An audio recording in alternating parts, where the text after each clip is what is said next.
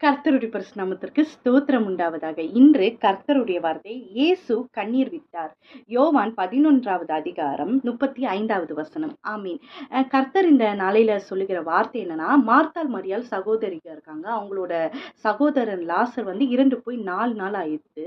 அப்போ ஏசப்பா வராரு அந்த ஊருக்குள்ள. அப்ப மரியாள் அழுகுறாங்க. மார்த்தாளும் மரியாளும் இயேசுகிட்ட அழுகுறாங்க. அப்ப 4 நாள் ஆகி மரித்து போன லாசருவை கர்த்தர் உயிரோடு எழுப்புகிறார். அவர் ஆவியிலே கலங்கி, இன்றும் அநேகரோட ஆத்துமாக்கள் கல்லான இருதயங்கள் மாறாம பின்மாற்றத்துல கிடக்கு. அது மாத்தணும்னா ஒரே வழி கண்ணீர் ஜெபம் மட்டும்தான். அது யாரா வேணாலும் இருக்கலாம். தாய் தகப்பனா இருக்கலாம், சகோதர சகோதரியா இருக்கலாம், கணவன் மனைவியா இருக்கலாம், இல்ல பிள்ளைகளா இருக்கலாம். யாரோட கல்லான இருதயத்தை சதையா அந்த ஆத்மாவை உயிர்த்தெழ பண்ணுவது கண்ணீர் ஜெபத்தினால மட்டும்தான் முடியும். இங்க மரியாள் கண்ணீர் விடுறாங்க. ஏசப்பா அது ஆவியில கலங்கி அந்த 4 நாள் ஆகி புழு புழுத்து இருக்க அந்த சரீரத்தை எலும்பு பண்றாரு.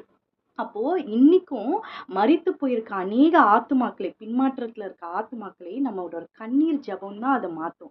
இங்க கல்லை புரட்டி போடுறாங்க. லாசர் வெளியே வருகிறார். அந்த கல்லின் மேல் கர்த்தர் சபையை கட்டுவார். பாதாள வல்லமைகள் அதை மேற்கொள்ளாது. கர்த்தர் இந்த நாளையில சொல்லுகிற வார்த்தை என்னன்னா, யார் பின்மாற்றத்தில் இருந்தாலும் இருதயங்களை மாற்றுகிறது கர்த்தர்னால மட்டும்தான் முடியும். அது மனுஷங்கனால முடியாத காரியம். இருதயத்தை கர்த்தர் யாரோட இருதயத்திற்காக நீங்க கண்ணீர் விட்டு ஜெபிக்கிறீங்களோ அந்த ஜெபத்தை கேட்டு கர்த்தர் மரித்த லாசருவை எப்படி உயிரோடு எழுப்பினாரோ அப்படியே அந்த மரித்து போன இருதயம், கல்லான இருதயத்தையும் கர்த்தர் எழும்ப பண்ணுவார். இந்த வார்த்தைகளை கர்த்தர் ஆசீர்வதிப்பாராக. கேட்டு யாவரும் ஆசீர்வதிக்கப்பட்டவர்கள். ஆமீன், ஆமீன். ஹல்லேலூயா.